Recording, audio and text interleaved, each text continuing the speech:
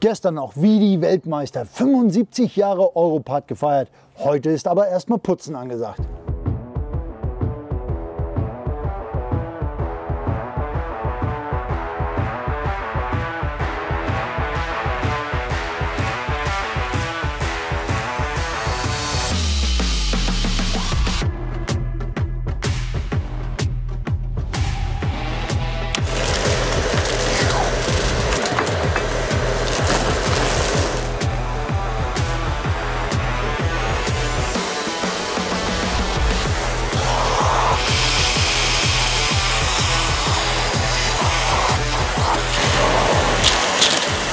Du David, sag mir mal, was ist an meinem Nass- und Trockensauger eigentlich so besonders?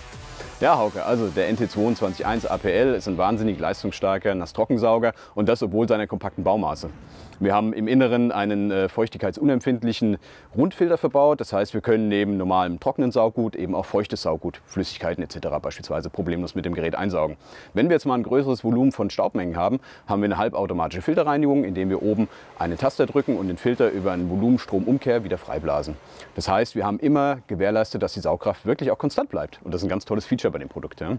Zudem können wir sagen, dass das Produkt natürlich auf seine kompakten Maße auch wunderbar geeignet ist für mobile Einsätze. Sauger passt, jetzt erstmal weiter zum Hochdruckreiniger.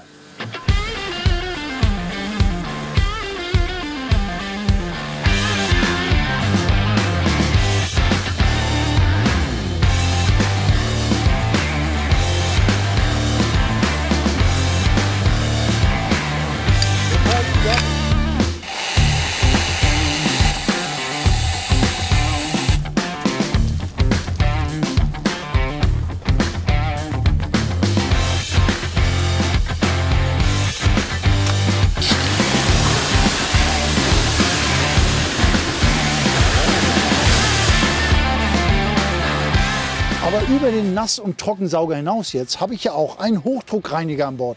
Und was kann der eigentlich? Also der Kärcher Kaltwasser-Hochdruckreiniger HD 5-15 zeichnet sich erstmal durch seine kompakten Baumaße aus. Ich meine, wenn man überlegt, wo Kärcher herkommt, das ist nun mal das Thema Hochdruckreinigung, dann ist es natürlich unser Steckenpferd. Da stecken wir alle Kompetenz rein. Das heißt, wir sprechen hier von der Messingpumpe, wir sprechen von keramikbeschichteten Kolben.